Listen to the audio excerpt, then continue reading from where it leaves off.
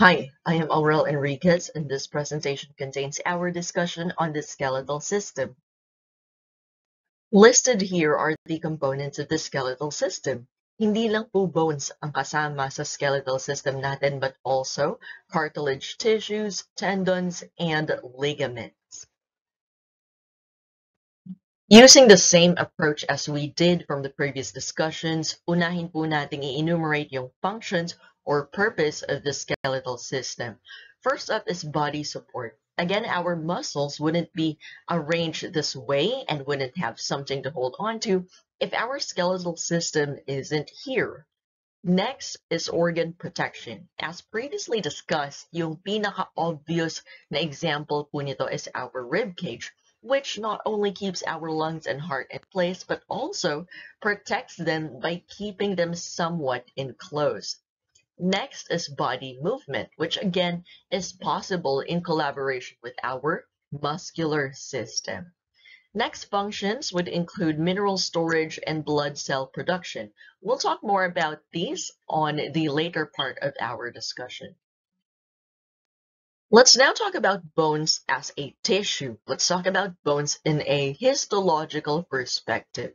Aside from cells that create and maintain the bones like osteoblasts and osteocytes, and also those that create cartilage like chondrocytes, may iba rin daw pong mga components ang skeletal system natin, like collagen, water, and minerals. So emphasize on minerals because this is the reason why our bones are super tough and durable in comparison to all our other organs that are soft and fragile and needs to be protected by our skeletal system. The bones have been hardened due to the presence of minerals.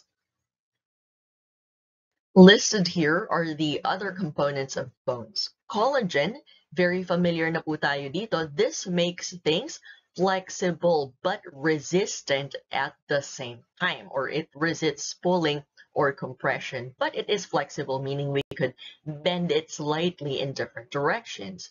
Proteoglycans are mostly composed of fluid. Meanwhile, tendons and ligaments are mostly composed of fibers, specifically collagen fibers. This slide talks about the organic and inorganic composition of bones. When we say that something is organic, it means that this thing is mostly composed of carbon atoms. Examples of these would be collagen and proteoglycans. These organic materials are some of the things that we usually find within living matter or living materials. But when we say something is inorganic, this is mostly composed of other elements or materials such as minerals like calcium and phosphorus. Mga bagay po ito na pwede rin nating makita sa mga non-living objects. Bones specifically are made up of hydroxyapatite. Hydroxyapatite is composed of 39% calcium and 18% phosphorus. So sinasabi po dito that bones are made up of both organic and inorganic materials. So we need to understand all of these materials, both organic and inorganic, are very important with regards to making up our bones. Lalong-lalo na po yung combination of collagen and calcium. So collagen would give our cartilage flexibility. Meanwhile, yung calcium naman po, it would give our bones compression strength. So when we say compression strength, this is the capability of our bones to carry all of the weight of all our other organs, plus the force that is produced by our. Let's now talk about the cells that make up our bones. First, we have osteoblasts. They don't just form new bones. They could also repair damages and remodel the bones in case of fractures. So osteoblasts are capable of producing both collagen and proteoglycans, which again makes things strong but flexible. Alright, so ulitin po natin, osteoblast kayang mag-produce ng collagen and proteoglycans. But at the same time, these osteoblasts could also secrete calcium and phosphate. So again, these are inorganic materials that is needed to create hydroxyapatite. So ilista po natin ano yung mga bagay na kayang i-produce ng osteoblast. Collagen and proteoglycans. Collagen and proteoglycans are organic materials. Next, kaya rin mag-produce ng osteoblast ng calcium and phosphate. Calcium and phosphate are inorganic materials, and these two are necessary to create hydroxyapatite. Definition of terms lang muna po. When we say ossification, this is the process of forming new bones thanks to the help of osteoblasts. Let's now talk about osteocytes. Ang mga osteocytes ay gawa rin po sa mga osteoblasts, and ang trabaho po nila ay for maintenance purposes. So just to take care of the bone matrix that the osteoblast has created. So osteocytes are basically osteoblasts that have grown up. Okay, so they also live for a very long time. Okay, so approximately 90 to 95 of our bones are made up of osteocytes. So we're done with osteoblasts, we're done with osteocytes. Let's now talk about osteoclasts, otherwise known as the bone-destroying cells. Again, osteoclasts are the bone-destroying cells. So basically, sila po yung kabaliktaran ng mga osteoblast. Alright? Osteoblast creates bones, osteoclast destroys the bones. It says here that they work during bone repair and remodeling. Again, this may be because of any damage or fracture.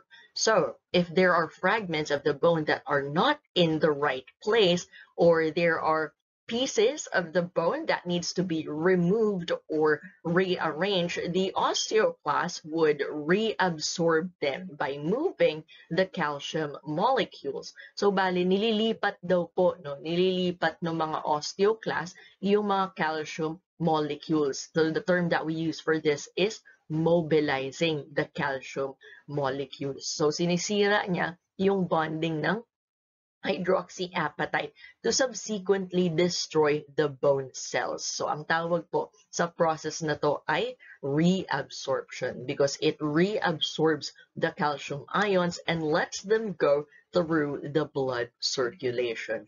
After that, ang trabaho na po ng kidneys is i-excrete na po niya yung excess calcium na yon, or i-reabsorb din naman, pwede rin naman siyang i-reabsorb ng kidneys and just keep it in the circulation for future use.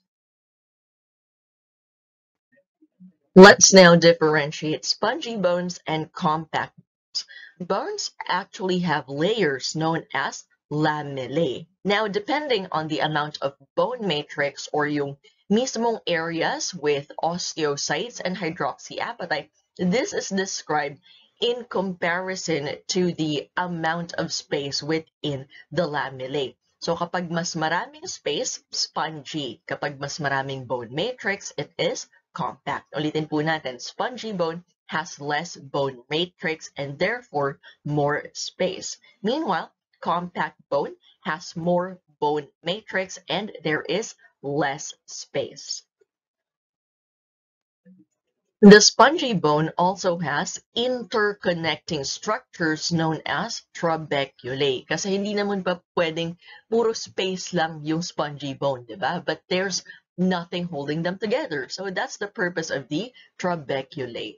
So in between these connections or sa pagitan daw po ng trabeculae, further filling up the spaces are the bone marrow and the blood vessels. Alright, so ulitin po natin yan. The spongy bone is composed of interconnecting structures referred to as the trabeculae. The spaces in between these trabeculae are filled up with bone marrow and blood vessels. And then, on the surface of each trabeculae, meron din daw pong mga osteoblasts and osteoclasts doon, just in case new connections need to be formed or reabsorbed.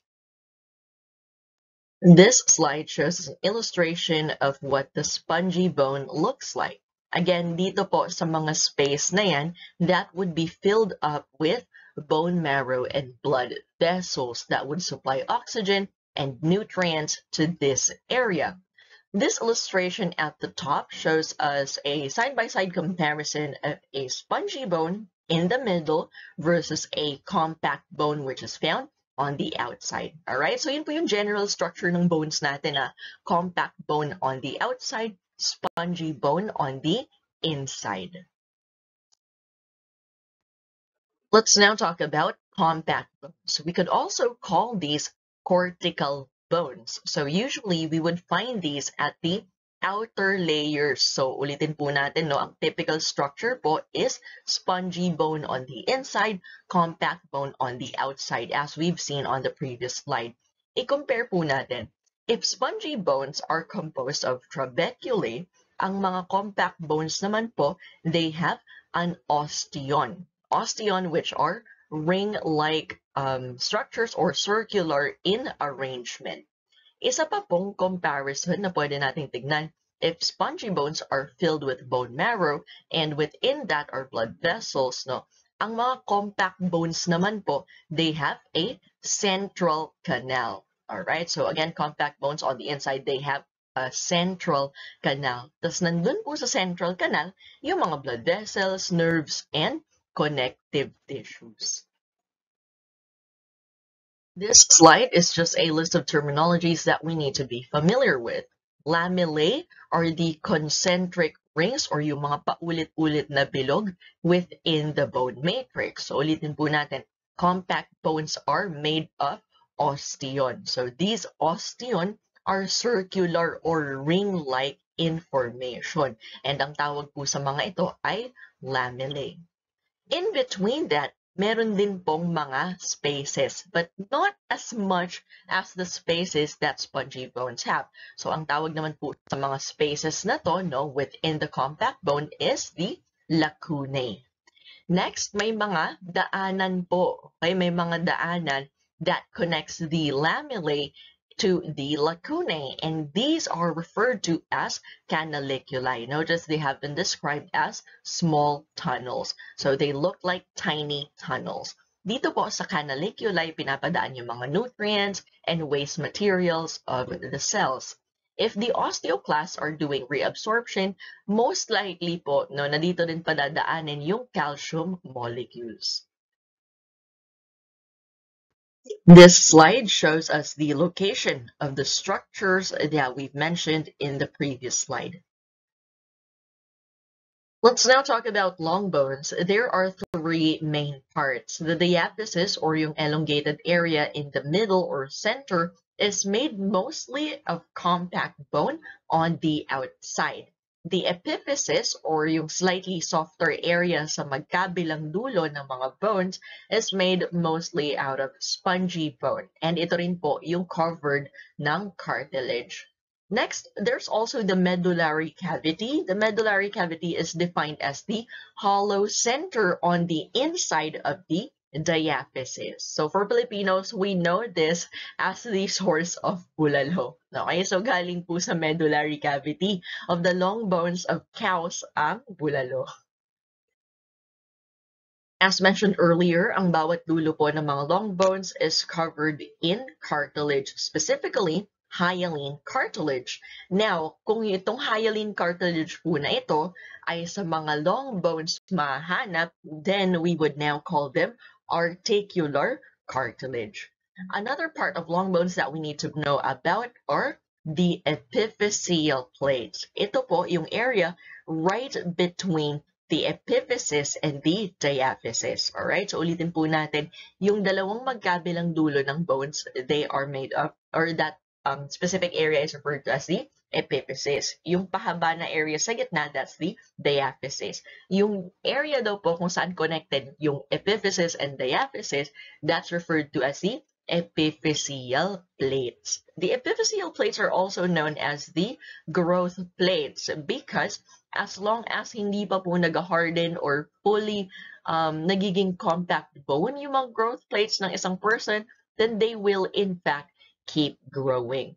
But for humans, now for humans, usually after puberty or at the age of 14 to 17 years old, pagkatapos po nun, no, um, the epiphyseal growth plates would finally close. All right. So, approximately by the age of 17 to 18, no, yun na po yung final height natin. So, doon na po nagtatapos yung pag-asa nating tumangkad. And of course, this is also factored in with genetics and nutrition. So again, when the epiphyseal growth plate closes, that also ends the growth of our bones in terms of length.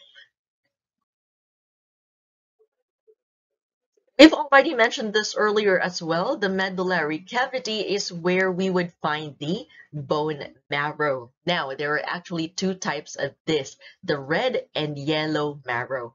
Red is where we would find the precursor cells of the blood. All right? So, kanina po nabanggit natin sa functions of our skeletal system, diba, is blood formation. So, again, the red marrow is where we would find the precursor cells of blood or yung mga mother cells na gumagawa ng mga blood cells. Yung yellow marrow naman po is usually composed of fat tissue. All right? So it's quite easy to remember, di ba po? Red marrow contains blood-forming cells. Yellow marrow contains adipose tissues. During fetushood, fetushood. That's not an actual word, pero nagigets nyo naman po ako, di ba? So, I mean, during the fetal stages of life, okay? That's what I wanted to say. During the fetal stages of life, the medullary cavity is filled with just red marrow, which makes sense considering the fetus is still building and creating its blood components before moving out of the mother's womb. So again, during the fetal stages of life, the medullary cavity is still filled with mostly red marrow. But before birth, right, just before birth, dun lang po nako-convert yung karamihan sa mga red marrow into yellow marrow. But not all of it, okay? Not all of it, because obviously we still need to continuously produce blood cell components even until we grow old. Do take note though kung saan na lang po tayo makakahanap ng red bone marrow as an adult. So for adults, red marrow is within the flat bones. Alright? Tapos yung femur and humerus naman po at our legs and arms, yellow marrow na lang po yung components nila. This slide shows us what it looks like if a person's epiphyseal growth plates haven't closed yet versus what it looks like for adults na wala na pong pag-asang tumangkad. Just kidding. Notice that for children, their spongy bone is way spongier and has more spaces in comparison to the spongy bone of adults. Now, all of this space where this space right here, all of this space is where new bones could still be formed.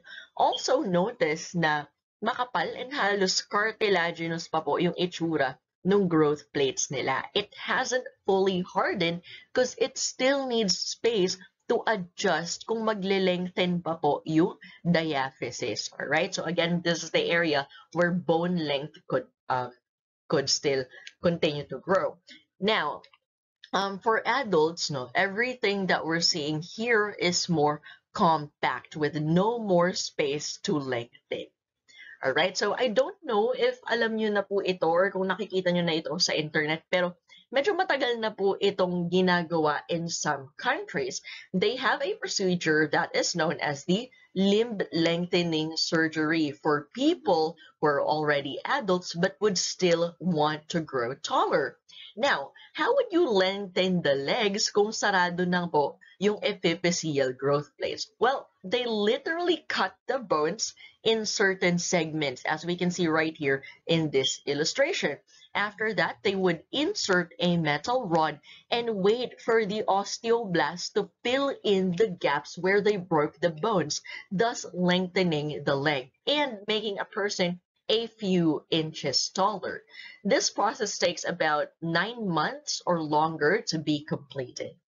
This procedure has been popularized as a cosmetic procedure, but we have to understand na nung umpisa po, hindi naman talaga for cosmetic purposes lang ang limb lengthening. Okay? This procedure was originally developed because there are children out there that were born with physical defects or uneven limbs or excessive bowing or curving of their limbs, and they need it to be straightened kasi po maapektuhan yung day-to-day life nila. So for them, this procedure is necessary. No? Pero ayun nga po, in the recent years, ginawa na po ito ng mga tao na for cosmetic purposes, which is quite dangerous because the complications of limb lengthening include infections at the site of the operation, nerve injury, possible joint dislocation, unnecessary muscle contractions because di ba po may naka-attach na mga muscles dito.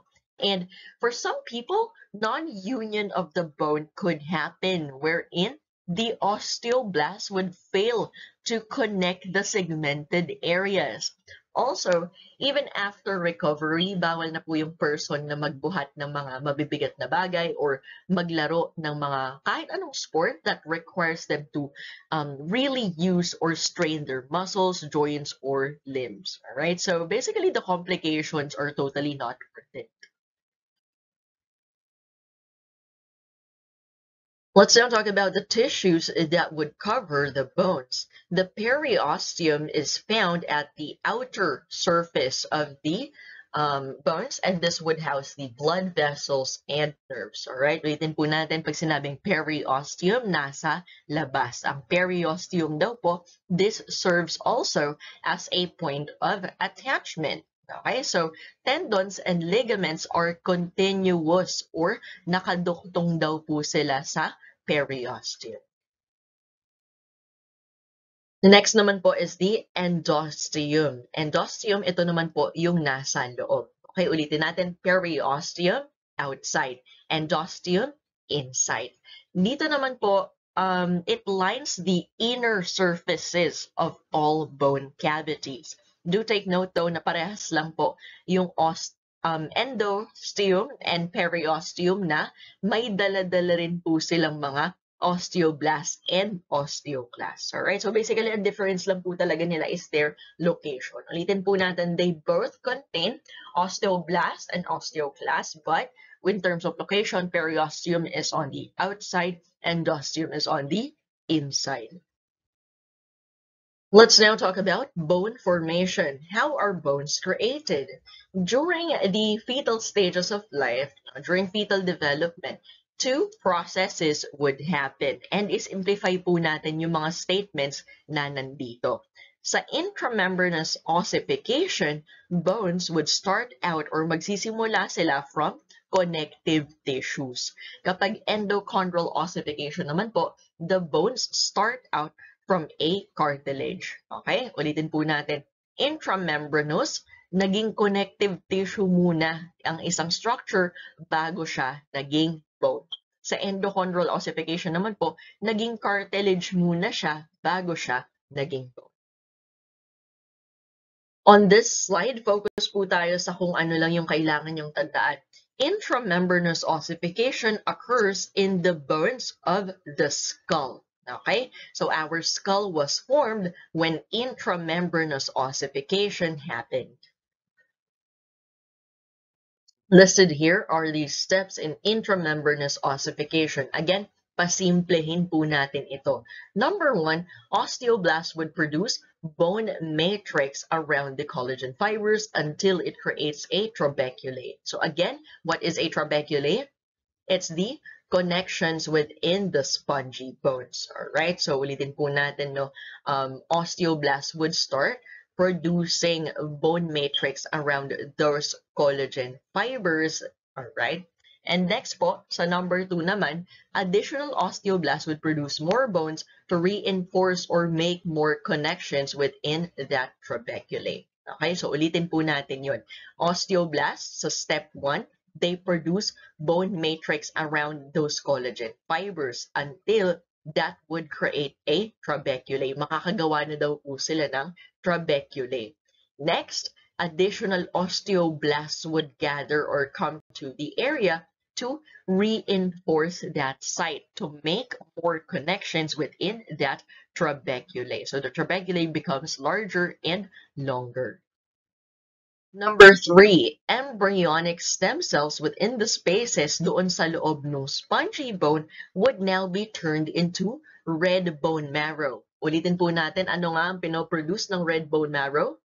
Blood cells. Meanwhile, the other cells po na nasa labas ng bone cavity, they would become the periosteum. Again, what is the periosteum?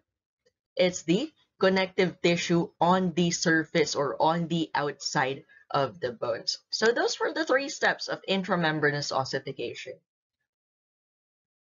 This slide shows us an illustration and tissue samples showing the 3 basic steps of intramembranous ossification within or during fetal development. So first up, the osteoblasts would gather around the site where collagen fibers are present, and they would start producing the bone matrix. After that, additional osteoblasts would come to the site and produce more bone matrix, creating more trabecula. After that, the third step po, no, some of the cells would become what we know as the red bone marrow. And dito po sa third step, dun din po magpo-form yung periosteum. Here's an actual photo of a fetus kung saan hindi pa po tapos, no, ongoing pa lang yung intramembranous ossification niya. Notice that its skeletal system is in a dark red color, alright? Kasi nga po, diba, sa step 3, the cells within the trabeculae would now become the red bone marrow. This is why, ayan po, the fetus looks like this during development. Let's now move on to endochondral ossification. Again, this simply means that the bone was first a cartilage before it became an actual spongy or compact bone. Part 1 happens in the diaphysis. So we would call this the primary ossification center. All right. Again, part 1 or the first step in endochondral ossification happens in the diaphysis. So the diaphysis would be referred to as the primary ossification center. Part 2 or the next step would happen in the epiphysis. So the epiphysis would now be referred to as the secondary ossification center. Here are the actual steps in endochondral ossification. Number 1, chondroblast or yung mga naunang cells na kailangan para makagawa ng cartilage, they would build a model or framework, and then eventually they would change and become chondrocytes. Alright, so ulitin po natin, no, dito sa endochondral ossification, yung mga chondroblast po yung unang magtatrabaho because they first need to create a cartilage framework, and then eventually these chondroblasts would become chondrocytes.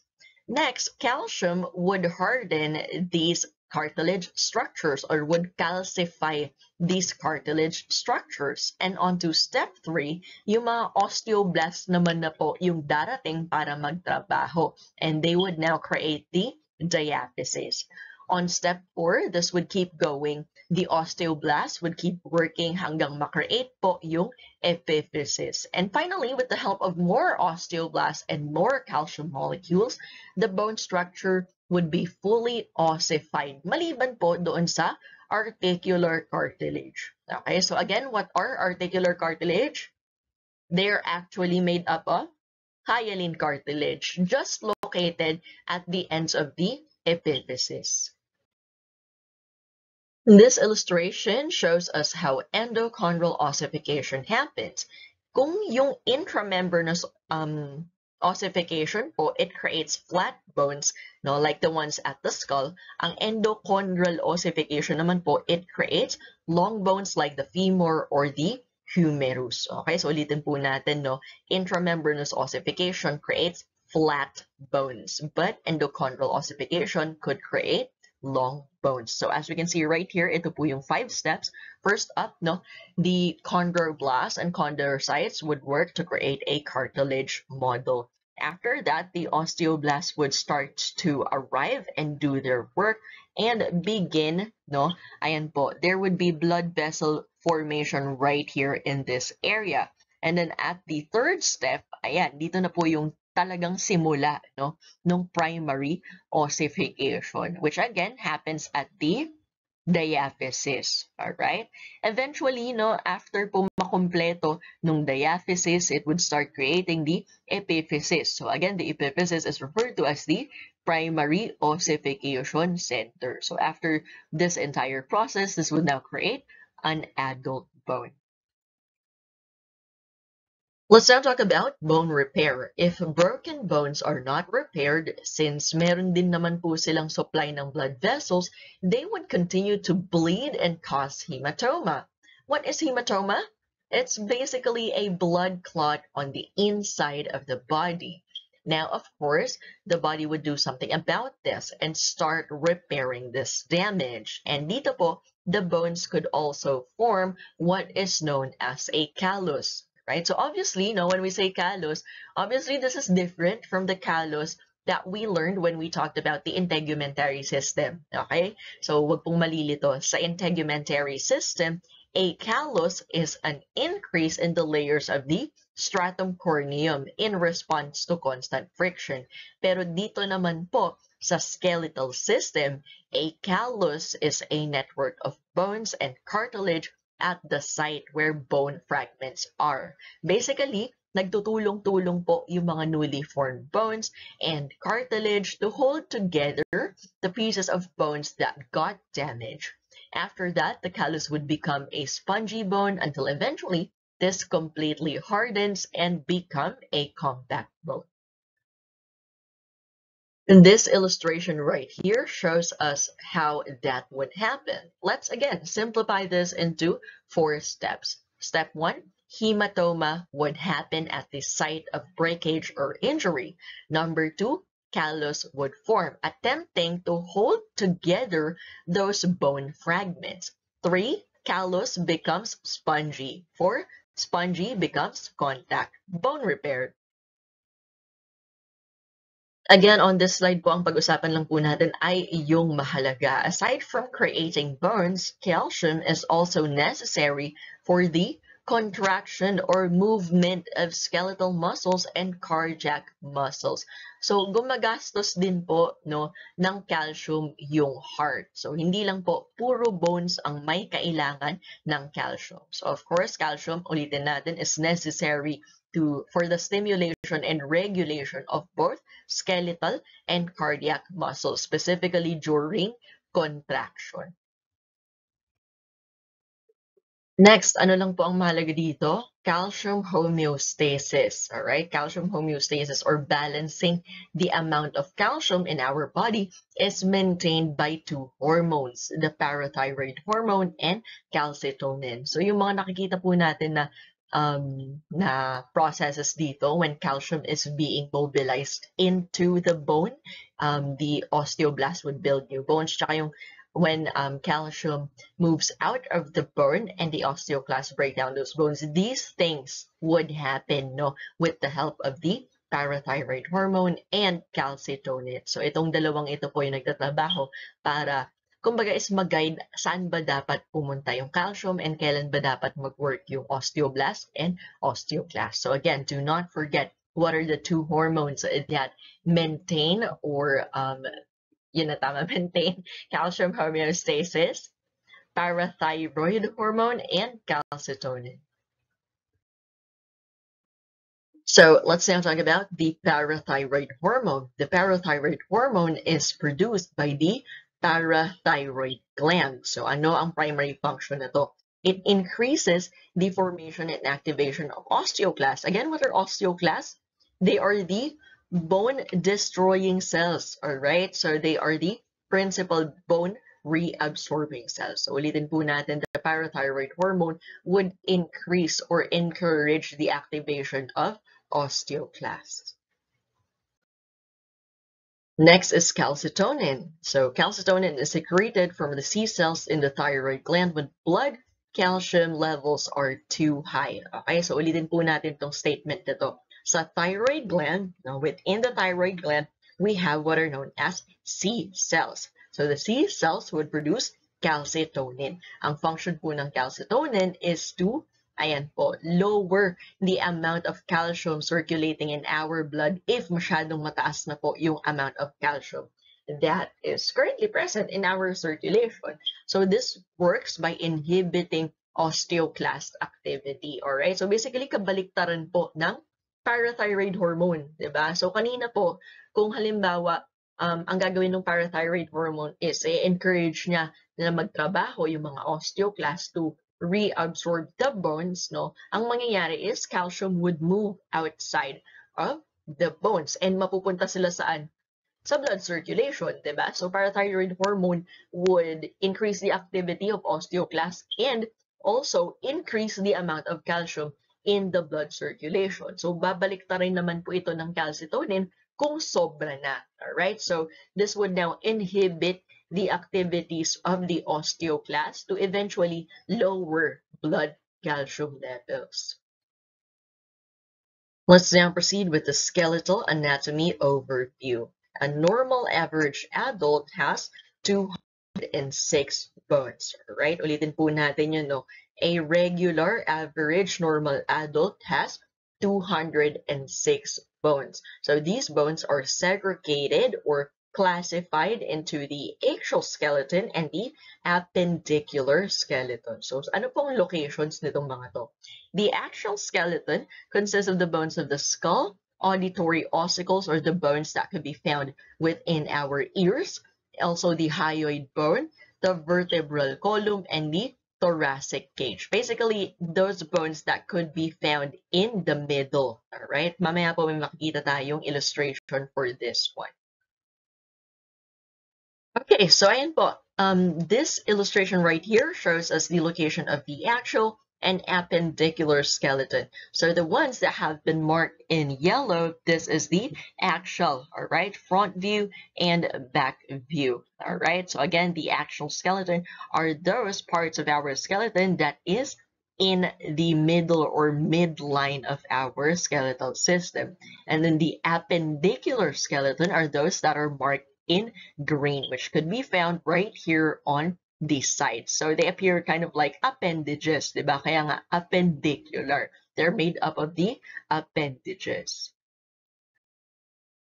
There are 4 different bone shape classifications: long bones, short bones, flat bones, and irregular bones. So kanina po, diba, napag-usapan na natin yung example or yung usual structure ng mga long bones wherein they have a diaphysis, and then yung dalawang magkabilang dulo are the epiphysis. Kanina naman po sa discussion natin, nabanggit natin yung flat bones when we were talking about endo or intramembranous, alright? Intramembranous ossification.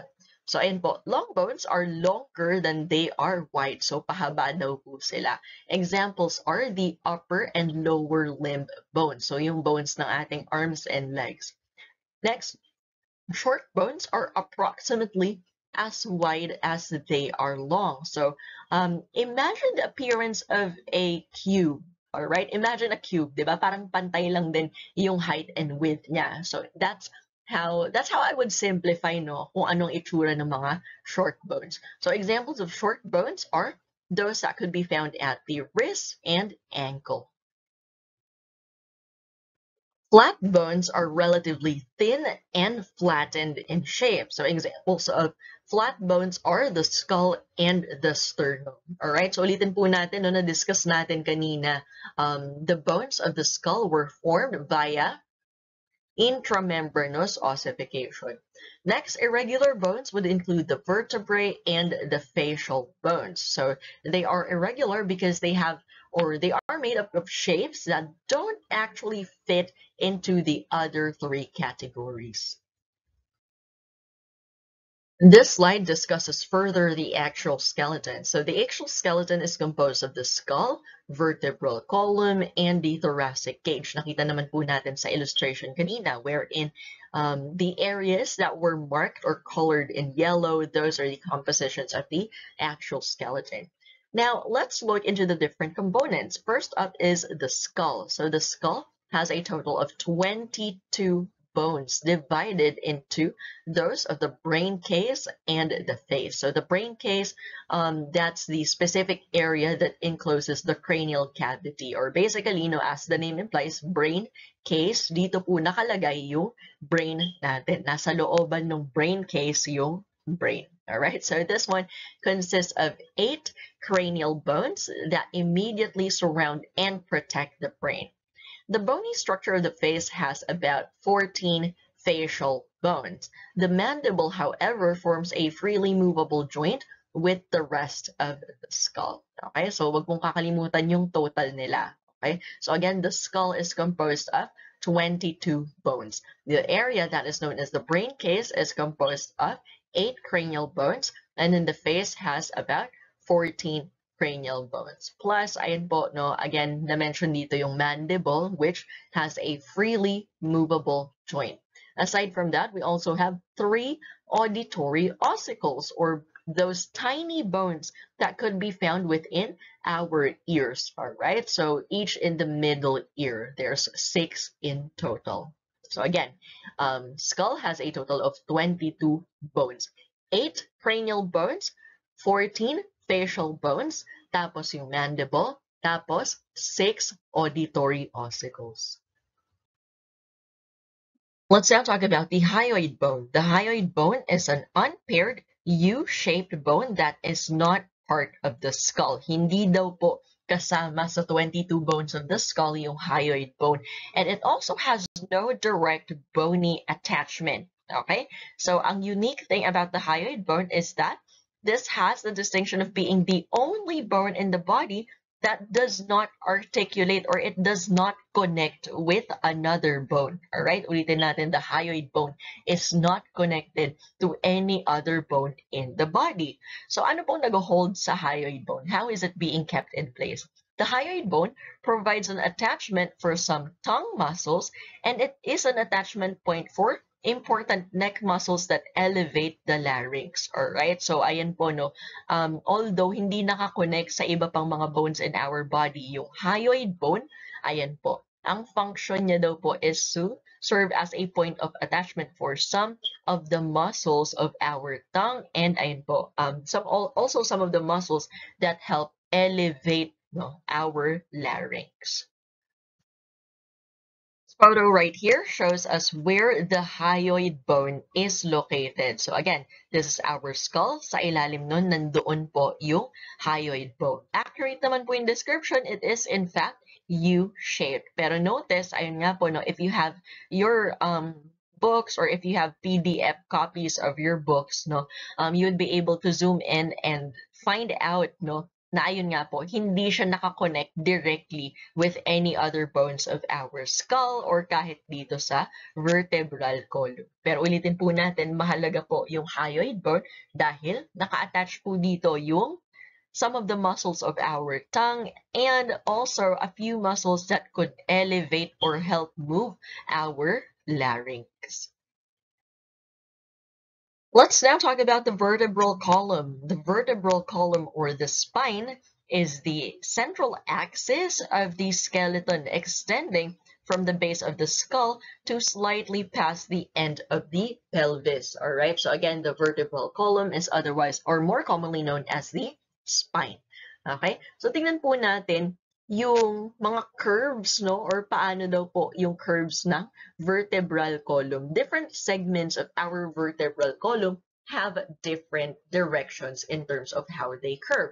So first is the cervical region. So the cervical region, nandun po yan banda sa neck area natin. It curves anteriorly, meaning nakakurba siya paharap.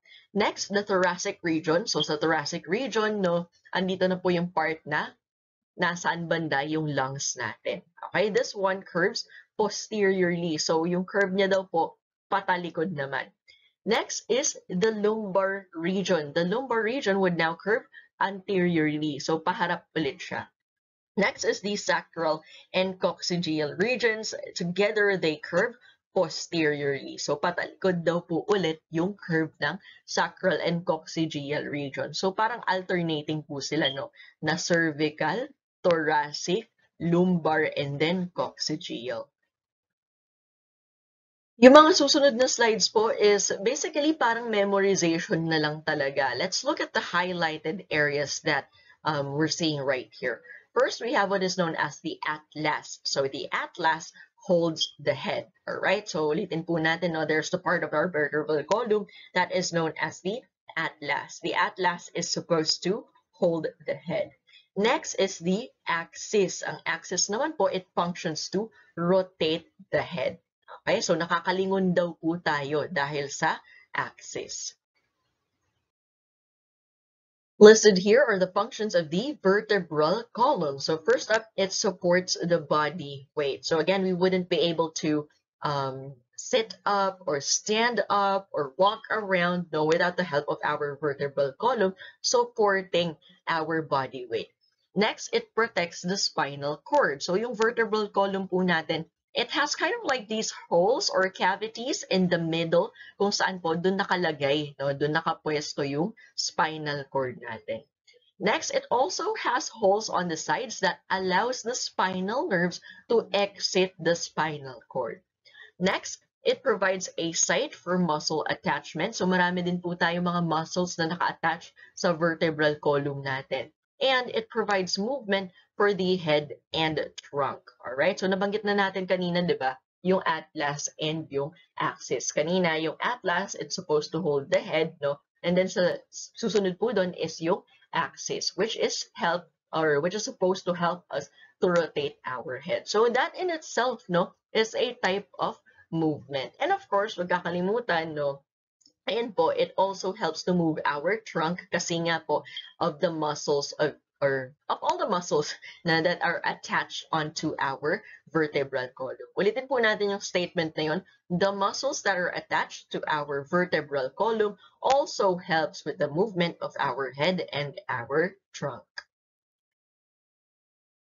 Alright, so ito po yung sinasabi natin kanina, no? There are different segments to our vertebral column and they have these slight curves, alright? So ulitin po natin, the cervical region is nasa bandang neck area and it curves anteriorly or pa-forward, alright? Pero hindi naman po sobrang OA, very light lang or very slight lang po yung mga curves na ma-observe natin.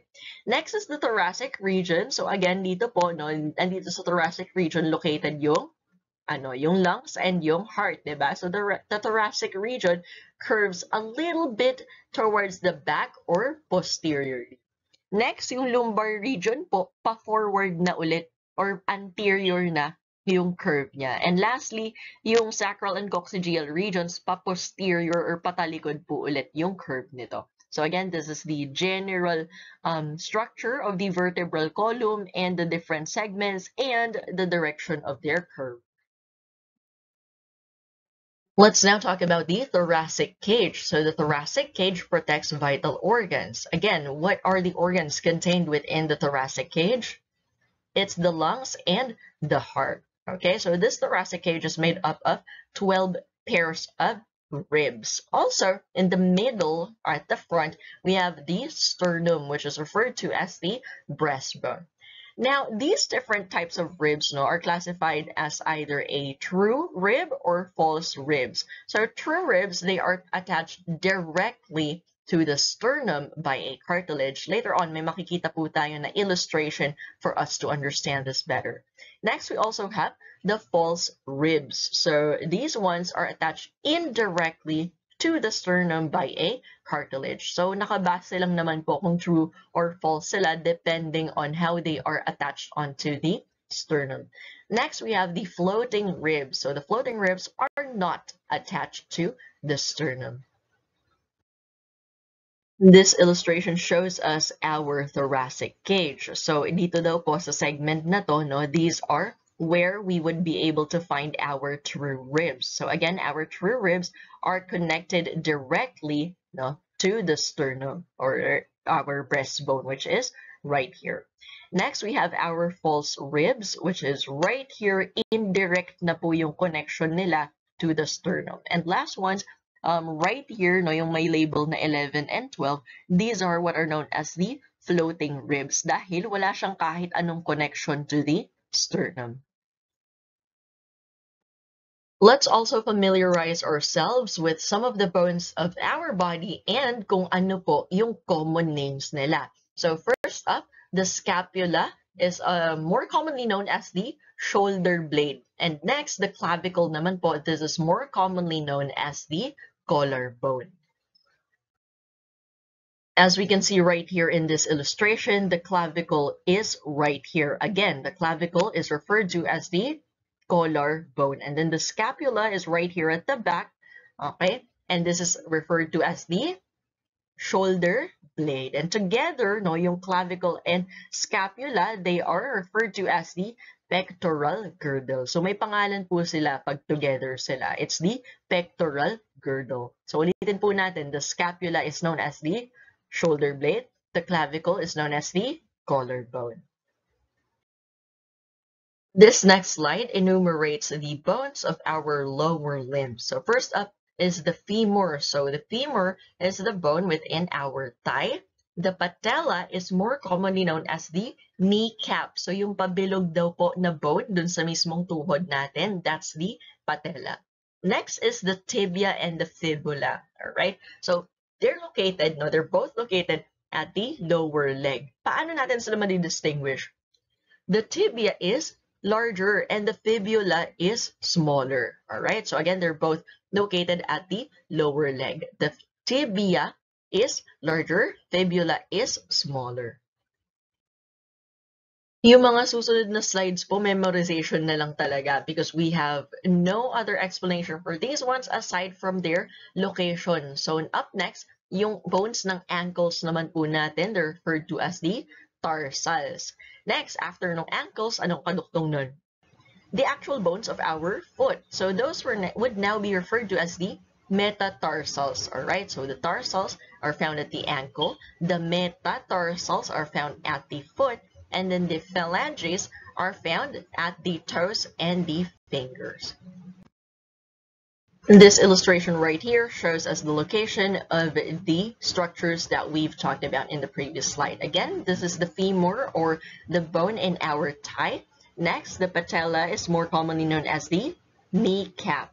Next, the tibia is larger, the fibula is smaller. And then here we have the tarsals, metatarsals, and phalanges. Again, the tarsals are at the ankle, metatarsals at the actual foot, and the phalanges are the fingers or the toes.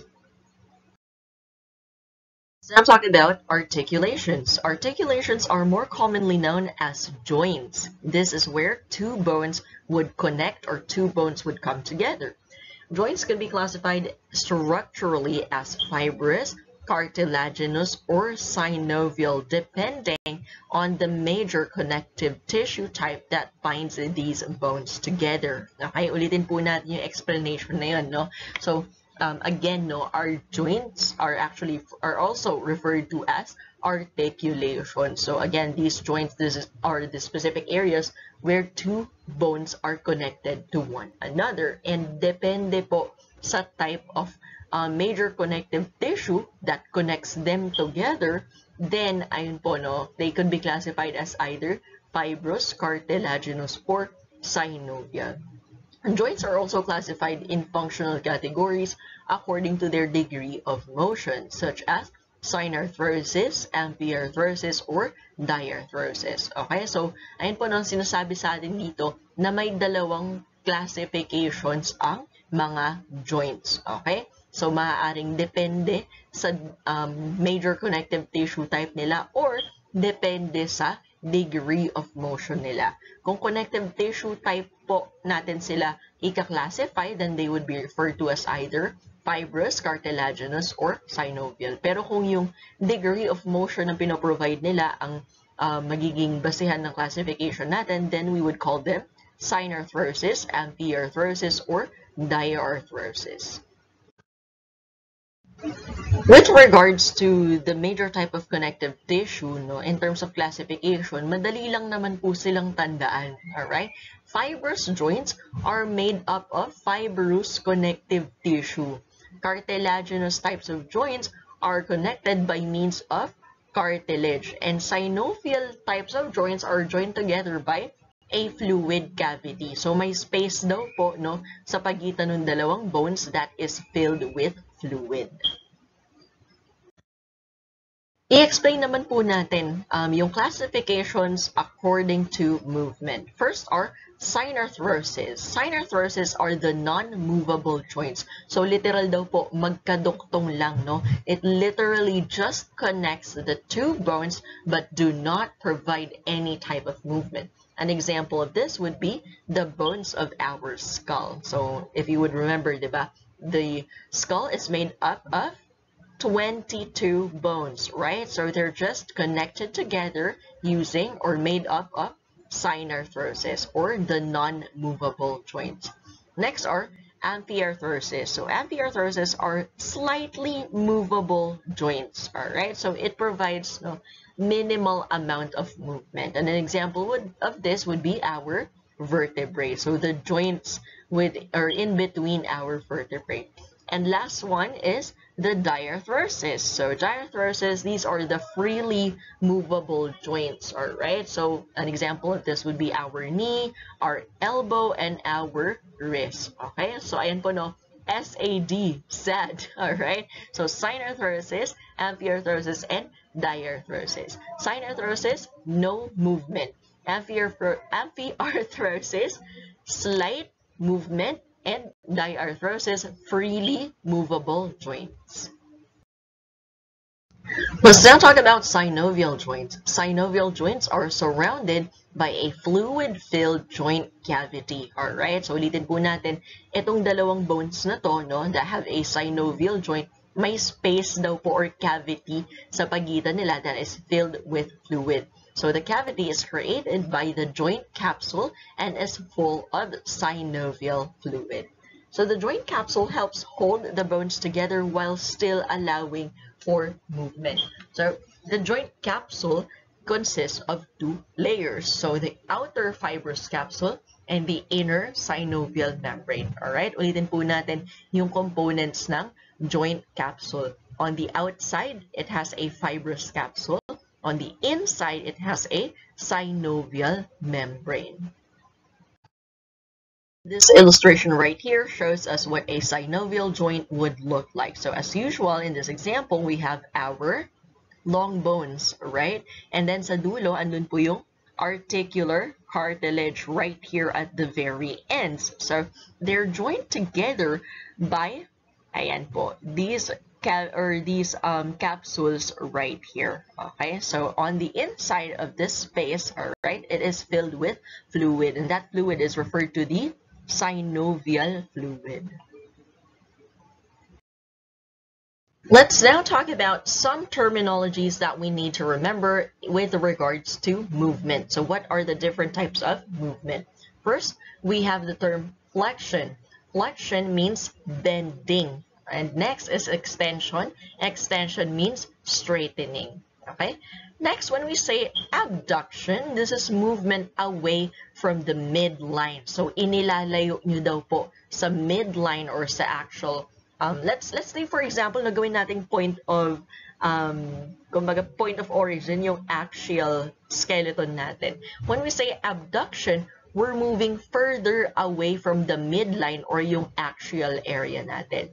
When we say adduction, adduction is movement towards the midline. So in simpler terms, nilalapit po natin sa midline natin or sa axial skeleton natin yung pagkilos natin. Alright? So abduction, papalayo.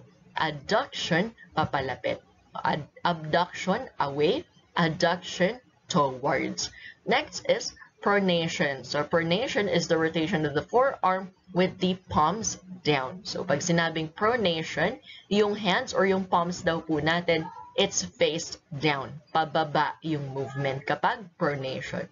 When we say supination, this is the rotation of the forearm with the palms up. Alright, so pataas daw po. Pointed upwards yung palad natin. Alright, so ayun po, pronation, movement of the forearm downward. Supination, it's the rotation of the forearm with the palms facing upward. Okay, next is rotation. This is the movement of a structure structure about the long axis. So it's kind of like moving in a circular motion. Slide shows us an illustration of all the types of movements that we've talked about in the previous slide. That ends our simplified and summarized discussion on the skeletal system. This has been Aurel Enriquez. Thank you so much for watching.